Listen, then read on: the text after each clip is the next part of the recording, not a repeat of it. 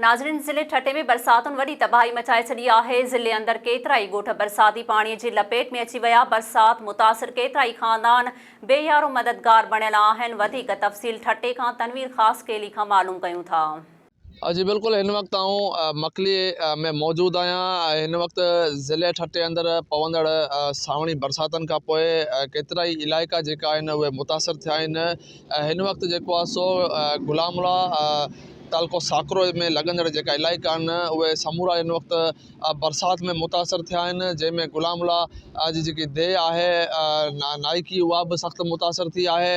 माण्हू आहिनि उहे लॾ पलाण करे हिन वक्त मकली जे मुख़्तलिफ़ जेको हंधनि ते अची रिहाइश पज़ीर थिया आहिनि ऐं उन्हनि खे अञा ताईं जेको हितां जी ज़िले इंतिज़ामिया तरफ़ां कंहिं बि क़िस्म जूं सहूलियतूं नाहिनि ॾिनियूं वयूं। इन हवाले सां असां वटि कुझु हितां जा मुतासिर माण्हू मौजूद आहिनि, उन्हनि सां ॻाल्हि ॿोल कंदासीं त इन हवाले सां उन्हनि जो छा चवणु आहे। बुढ़ी निकिता आहियूं 15-20 ॾींहं हिते असांखे थिया आहिनि। डीसी ऑफिस असांखे साम्हूं आहे।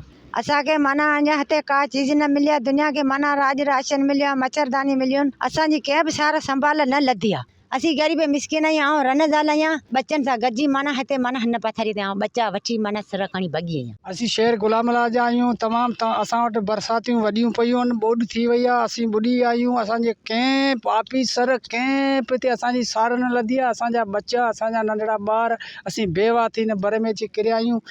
असांजा नंढड़ा बच्चा बीमार आहिनि। असांखे हाफिस वेझी आहे। असीं रस्ते जे पासे में रहंदा आहियूं। असांजे हाफिसर अॼु ताईं कंहिं सार संभाल न लधी आहे। असांजे सुम्हण जे लाइ कुझु कोन्हे।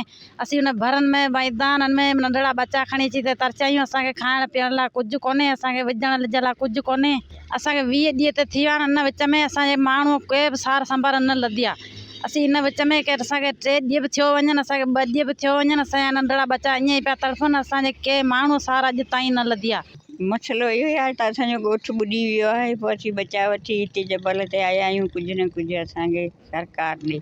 परेशानी बि जाम आहे। मींहुं सॼी राति वसे थो। असांजा बच्चा रड़ियूं करियो जेको सो राति विया। पाणी बीठा आहिनि, काठी न को पाणी न को टांडे ॿारण जी बि जॻह कोन हुई।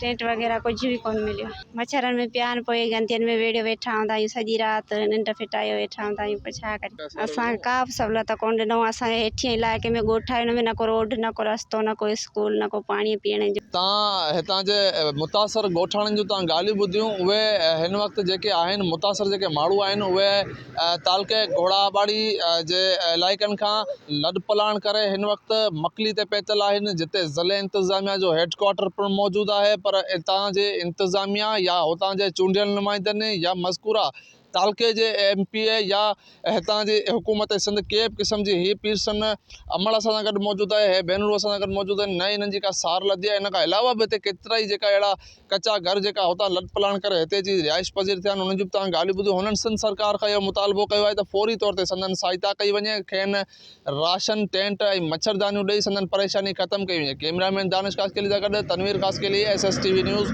ठटो। नाज़रीन, वधीक ख़बरुनि ऐं अपडेट्स जे लाइ ॾिसंदा रहो SS न्यूज़ वेब TV। असांजे चैनल खे लाइक ऐं सब्सक्राइब करणु न विसारींदा।